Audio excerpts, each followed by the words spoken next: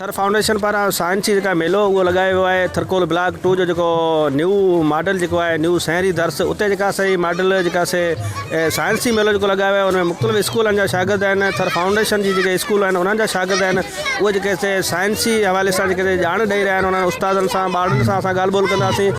आज मुझे बहुत खुशी है कि मैं यहाँ पे जीवन दास स्कूल न्यू शहरी दर्स कैंपस में मौजूद हूँ और यहाँ पे एक बहुत ही ज़बरदस्त साइंस फेयर का इनेकाद किया गया है थर फाउंडेशन और PSSEC की मदद से। जो कुछ ये जो साइंस की किताबों में पढ़ते हैं उनको प्रैक्टिकली डेमोन्स्ट्रेट किया है in the form of experiments और प्रोजेक्ट्स बनाए हैं। इसमें मुझे बहुत खुशी हुई कि यहाँ पे बच्चों ने सोलर के विंड पावर के प्रोजेक्ट्स और मुख्तलिफ़ जो साइंटिफिक कॉन्सेप्ट्स हैं उनको प्रैक्टिकल फॉर्म में यहाँ पे डिस्प्ले किया है। इलाही ख़ुशी जो मौक़ो आहे इन करे जो असां वरी हिकु दफ़ा हिस्ट्री खे जेको आहे सो क्रिएट पिया कयूं हिते जेतिरा बि प्रोजेक्ट्स ॾिसंदा हुन में ख़ुशी जी ॻाल्हि आहे त हीअ सभु प्रोजेक्ट्स कंहिं टीचर न ठाहिया आहिनि, हीअ सभु ॿारनि पाण ई प्रोजेक्ट्स ठाहिया आहिनि। हुननि जी पहिरीं अंडरस्टैंडिंग कराई वई आहे, हुननि खे इन डेप्थ पढ़ायो वियो आहे, पोइ हुननि ही पूरो जेको एक्सपेरिमेंट्स आहिनि जेके प्रोजेक्ट्स आहिनि उन्हनि खे पाण पंहिंजे हथनि सां ठाहियो आहे। इन जो नालो आहे ईस्ट गेट।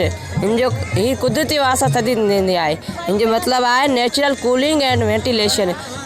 ही थदी हवा हमेशह हेठि हूंदी आहे ऐं गरम हवा मथे, हुनजे करे असां हिकिड़ो फैन हिते लॻायो हेठि।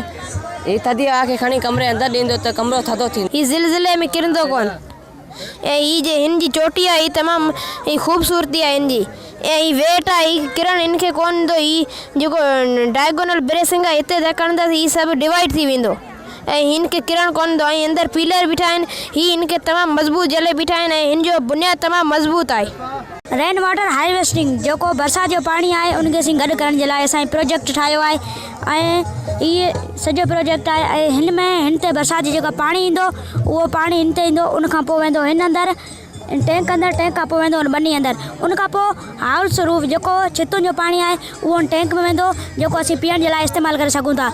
ऐं हीअ थरपारकर जी तारीख़ में न पर मुख़्तलिफ़ वक़्तनि ते जेका हीअ त फेस्टिवल त मुनक़िद कया वेंदा आहिनि पर साइंस जी जेका फेस्टिवल हीअ जेका मुनक़िद कयो आहे इन में जेके थर जा जेके ॿारड़ा आहिनि उन्हनि जो इंतिहाई हिकिड़ो बहितरीनु जेका टैलेंट आहे उहो साम्हूं आयो आहे। विज़िट कयो अवामी आवाज़ मीडिया ग्रुप जी वेबसाइट awamiawaz.pk।